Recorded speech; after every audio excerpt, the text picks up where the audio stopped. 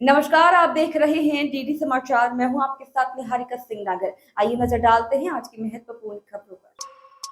खबर चित्तौड़गढ़ जिले की डुंगला तहसील से है, जहां एल व माता डुंगला मेवाड़ चौकला सालवी मालवीय समाज का प्रथम सामूहिक विवाह सम्मेलन आगामी नवंबर माह में आयोजन की पूर्व तैयारी को लेकर सालवी मलाई मालवीय समाज के मुख्य अध्यक्ष रामलाल पप्पू भाई ने सालवी मलवाई समाज के मेवाड़, उदयपुर, मालवा, नीमच, मंदसौर, वागड़, बारा, नवड़िया, मेवर, छप्पन, बागड़ आदि सभी सालवी बलाई मालवीय समाज के सभी सम्मानित गणमान्य पंच परमेश्वर मोतबिरों व समाज के समाजजन से हाथ जोड़कर निवेदन कर जानकारी देते हुए बताया कि समाज का प्रथम सामूहिक विवाह सम्मेलन में शामिल होने व विवाह योग्य युवक युवतियों यानी जोड़ों के रजिस्ट्रेशन कराने की अपील करते हुए समाज से सहयोग की अपेक्षा कर इस विवाह सम्मेलन को सफलता पूर्वक संपन्न कराने हेतु समाज की एक विशेष बैठक दिनांक 26 मई को श्री एलवा माता मंदिर ट्रस्ट डुंगला सालवी समाज के धर्मशाला परिसर में आयोजित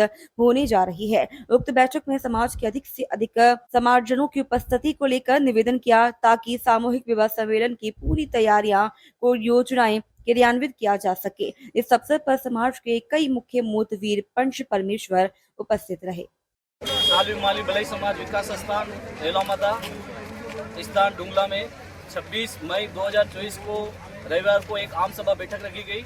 उस आम सभा बैठक में सभी मंदिर क्षेत्र के सभी चौकलों से सभी अधिक से अधिक संख्या में पधारना है। आप सभी को और सभी को सूचित करें और हर गांव में हर प्रभारी और सदस्य को आना अनिवार्य है और अधिक से अधिक संख्या में पधारने की कोशिश करें और संख्या वाइज हर क्षेत्र से नीमच, मंदसौर, नई चौकला, नेवल चौकी, छप्पन चौकी, नवानिया चौकी, खेरौदा चौकी और सभी क्षेत्र से तीनों मंदिर के अध्यक्ष से मेरा निवेदन है कि आपको 26 मई 2024 को अधिक से अधिक संख्या में पधारना है। धन्यवाद साहब। पूरा मामला बेमेतरा जिले के नवागढ़ क्षेत्र का है, जहां लगभग 20 गांव के किसानों से 50,000 धान का कट्टा लिया है, जिसकी कीमत लगभग 4 करोड़ रुपए है, जिसको डाड़ी थाना क्षेत्र के ग्राम पचभैया के रहने वाले लीलाराम साहू को किसानों ने धान को बेचा था। सभी गाँव के किसानों ने आग्रह कर थक गए हैं और अब सीएम के पास जाने की बात कर रहे हैं। किसान ने बताया कि पिछले 2021 से नवागढ़ क्षेत्र के ये सभी किसान 3 साल से धान बेचा है, जिसमें 2 साल से लीलाराम किसानों से धान खरीदी किया और नगद पैसा भी दिया। वहीं किसानों को लीलाराम पर विश्वास बन गया। इन सभी किसानों से पहले साल 2400 रुपए क्विंटल में धान खरीदी की, दूसरे साल 2600 रुपए और तीसरे साल 2023 दिसंबर में 3000 रुपए प्रति क्विंटल के भाव से किसानों से 50,000 बोरी धान लीला राम के द्वारा खरीदी किया गया। बता दें कि इसकी लगभग 4 करोड़ रुपए किसानों को चेक के माध्यम से पैसे का भुगतान किया गया। वहीं जब किसानों ने चेक को बैंक में लगाया तो सभी किसानों के चेक बाउंस हो गया और जब लीलाराम साहू से इस बारे में बात की तो टोल मटोल करते हुए घुमाया गया। बता दें किसानों ने जब उसके घर गए तब लीलाराम के माता पिता परिवार ने किसानों को कहा कि लीलाराम घर पर नहीं रहता और उसे घर और समाज से निकाल दिया गया है। साथ ही उनके मोबाइल नंबर पे बात करने की कोशिश की गई तो वह रायपुर में हूं और किसानों को रायपुर बुला लिया और किसानों के खिलाफ रिपोर्ट दर्ज करा दिया। फिर एक बार लीलाराम ने किसानों को मंडला में हूं बताया और जितने किसान हो जिनको ज्यादा पैसे देना है वहां आकर लेकर ले जाए। ऐसा करते आज 5 माह गुजर गया और चेक बाउंस को थाने में शिकायत और दर्ज रिपोर्ट किया गया है। आपको बता दें इन सब के चलते किसान को हार्ट अटैक आ जाने से उसकी मौत भी हो गई और एक ऐसे किसान हैं जिसके बेटे की शादी लगा हुआ टूट गया। धान बेचने वालों में महिला किसान भी है जो धान के पैसे मिलने से कर्ज चुकाने की बात बताई और टाइम दिया था, परंतु वह कर्जदार है, तगादा इतना कर रहा है कि वह महिला परेशान हो रही है। महिला ने बताया कि मेरा पास पैसा नहीं है और अब आत्महत्या करने के सिवाय कोई और रास्ता नजर नहीं आ रहा। लीलाराम साहू ने ग्रामीण किसान लोगों को राजनांदगांव के मंडी अध्यक्ष बताया है और अपनी वाहन में सामने नंबर प्लेट के ऊपर ये नेम बोर्ड भी लगवाया है। वहीं ये सब बातें किसानों ने पता किया तो किसी प्रकार का कहीं का अध्यक्ष नहीं है। सभी किसानों ने एसपी से गुहार लगा चुके हैं। वहीं एसपी ने आश्वासन दिया है कि इस मामले में जांच जारी है। लेखनी का हो गए, का बात के लिए वो परेशान? धान ला बेचे हैं भैया, पचभैया वाले मेरे 3000 कुंटल कह के ले गए है घर ले। और ओकर बाद ओकर पते नहीं है देवा था तोर पैसा कह दी, जब कर्जा बोड़ी है कह के मैं बेच परे धोखा मोखर मेरा सरी दिन लेवा थे तो दी कह के और आबे नहीं करी। हाँ कतेक परेशान हो पैसा बस? मैं एकदम परेशान है भैया। वो लागा वाले मन अब दूसर में कर्जा करें तेन मांगा थे, तब मैं धान ला बेच के देहा कई डर रही हाँ, तो यह देहा पैसा कहीं तेन देबे नहीं करी। अब भागे भागे फिरा थे। हाँ कहाँ कहाँ गए रहे, शिकायत कर रहे हो कर?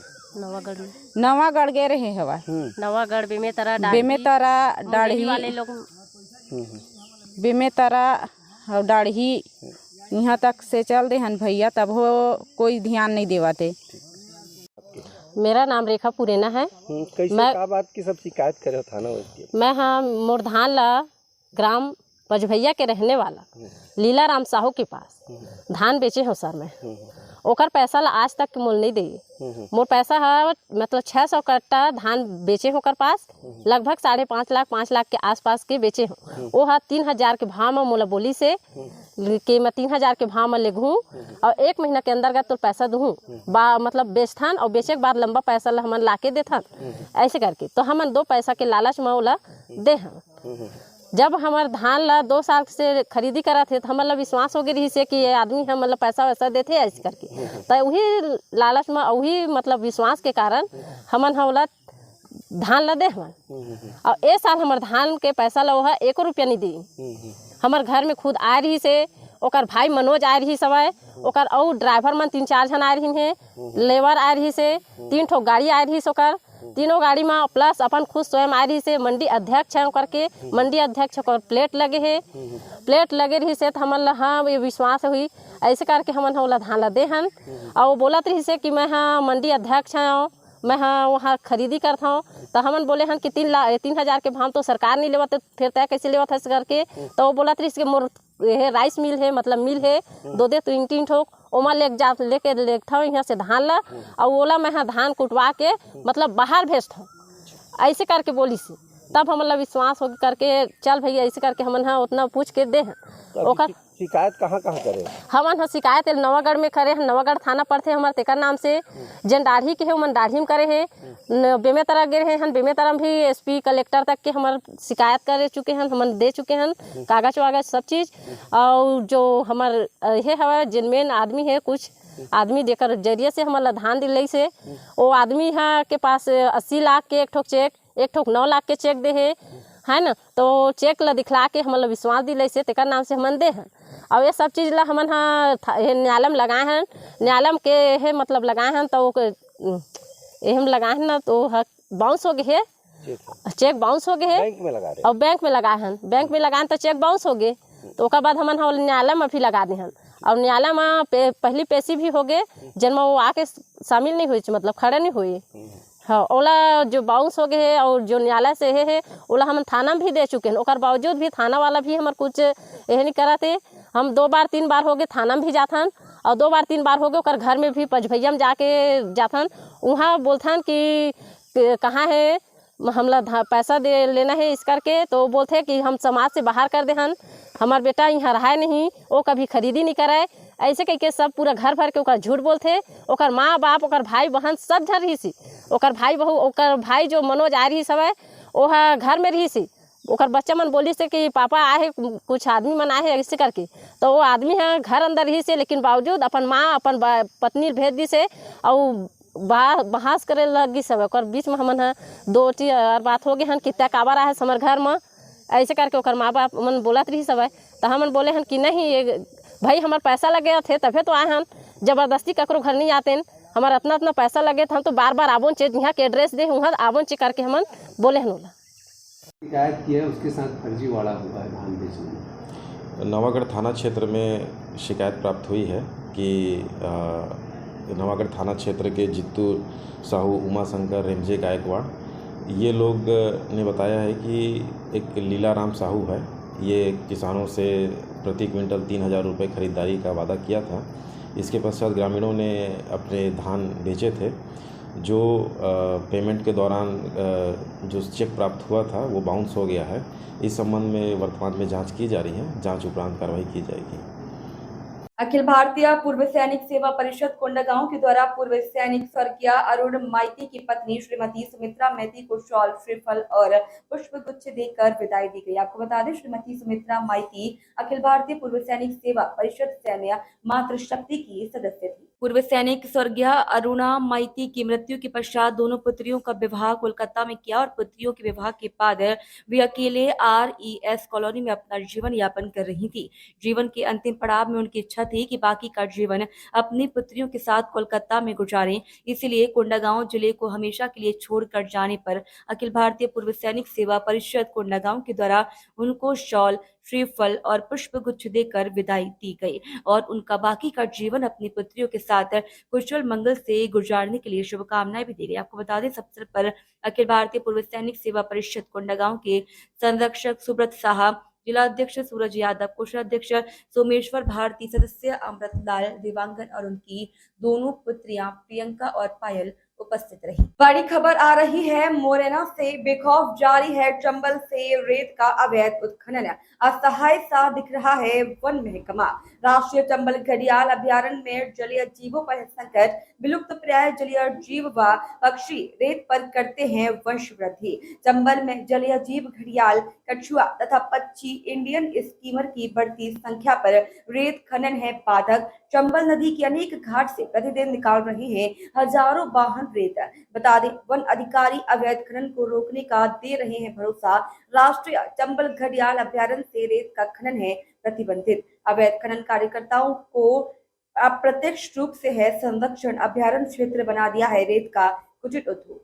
वहीं कल एक रेत माफिया द्वारा बाइक सवार को रौंद डाला और उसकी मौके पर ही मौत हो गई। ऐसे अब पहली बार नहीं हुआ है। इससे पहले भी रेत माफियाओं द्वारा कई लोगों की जान ली जा चुकी है। उसके बाद भी वन विभाग द्वारा कोई भी कार्रवाई नहीं की जाती। मुरैना वन मंडल अधिकारी स्वरूप दीक्षित के कार्यालय के सामने खुले में लगती है रेत की अवैध मंडी, फिर भी नहीं होती कोई कार्रवाई। जब कभी उच्च अधिकारियों का दबाव बनता है तो छुटमुट नाम के लिए कार्यवाही कर ट्रैक्टरों को पकड़ लिया जाता है और बाद में उन ट्रैक्टर मालिकों से एक मोटी रकम लेकर छोड़ दिया जाता है। अब देखने वाली बात यह है कि वन विभाग कोई ठोस कार्यवाही करता है या फिर रेत माफिया ऐसे ही लोगों की जान लेते रहेंगे। वहीं इसी संबंध में कांग्रेस नेता नीतू शिकरवार ने बातचीत की तो उनके द्वारा यह कहा गया कि मध्य प्रदेश शासन के कैबिनेट मंत्री जो चुनाव के समय यह भाषण देते हैं कि चंबल के रेत का जो अवैध उत्खनन एवं परिवहन ट्रैक्टरों द्वारा किया जा रहा है, उनके ट्रैक्टरों को कोई भी नहीं पकड़ेगा, तो इससे रेत माफिया के हौसले बुलंद हो रहे हैं। इस कारण आज एक व्यक्ति की मौत हो गई। इस पर प्रशासन को कड़ी कार्रवाई करनी चाहिए। मुरैना में आए दिन ऐसा देखने को मिल रहा है कि चंबल की रेत का काला कारोबार खुलेआम चल रहा है, लेकिन वन विभाग मुरैना द्वारा कोई भी कार्रवाई नहीं की जाती। जहाँ तक कार्रवाई करने का प्रश्न है, अभी चूंकि चुनाव चल रहे थे और जो एसएफ के गार्ड्स है उनके नहीं रहने के कारण ये हमको लगातार सूचना मिल रही है, लेकिन जो है हमारे उड़न दस्ता के जो स्टाफ है उनकी भी ड्यूटी चुनाव में लग चुकी थी। इस वजह से ये घटनाएं हुई होंगी। अभी जो है चुनाव से वापस आ गया स्टाफ और जैसे ही एसएफ के गार्ड्स आ जाएंगे और हम जो है या जैसा भी कार्रवाई हमको जो है उचित लगेगी कि उनके विरुद्ध कार्रवाई करना है। और अभी जहाँ जहाँ जो हमारे संज्ञान में है, हम परसों भी हमको जानकारी मिली थी, हमने उड़न दस्ता भेज के कार्रवाई की है और अभी और जानकारी मिली है तो हम लगातार जहाँ जहाँ खबर मिल रही है उनके स्पॉट पे भेज के उनके विरुद्ध कार्रवाई कर रहे हैं। बालोद से बड़ी खबर, जहां सड़क हादसे में बाइक चालक की मौत। तेज रफ्तार बाइक और कार के बीच हुई टक्कर। हादसे में बाइक चालक की मौके पर ही दर्दनाक मौत हुई। बालोद राजहरा मार्ग में कुसुम कसा के पास हुआ हादसा। धमतरी निवासी ऐश्वर्य चौधरी की मौके पर हुई मौत। दिल्ली और तल्ली राजहरा थाना क्षेत्र के कुसुम कसा की घटना।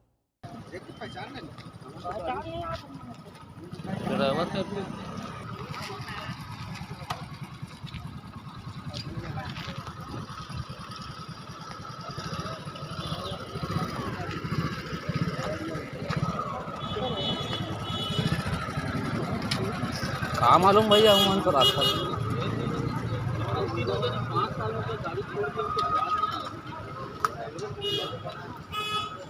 अंतर्राज्यीय चोर लगा पुलिस के हाथ। बलरामपुर जिले के राजपुर में कुछ दिन पूर्व में चोरी की घटना को अंजाम दिया था।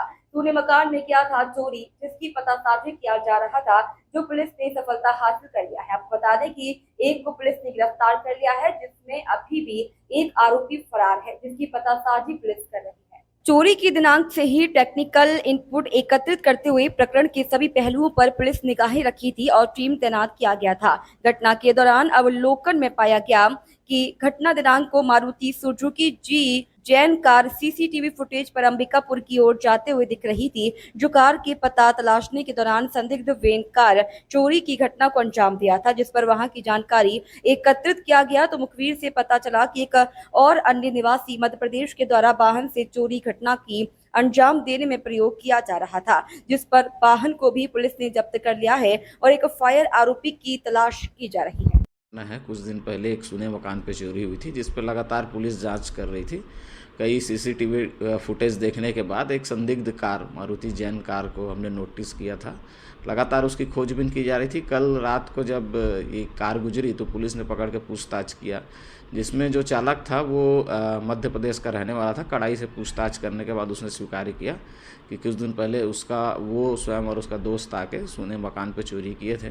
कार को जब्ती की गई। इसमें एक आरोपी फरार है, जिसकी तलाश की जा रही है। सर, इसमें कई और थाने में मामला जांच का विषय है। पूछताछ के बाद और आगे भी जो भी सूचना मिलेगी आपको शेयर किया जाएगा।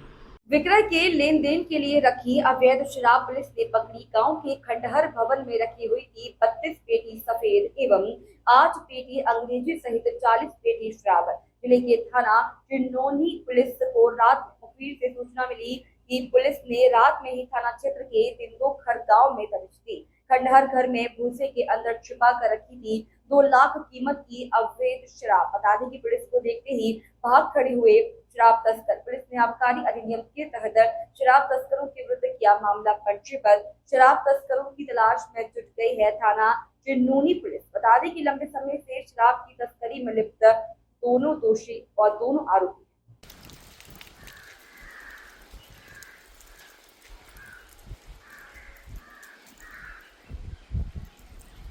फिलहाल आज की खबरों में इतना ही। आप बने रहिए GT समाचार के साथ।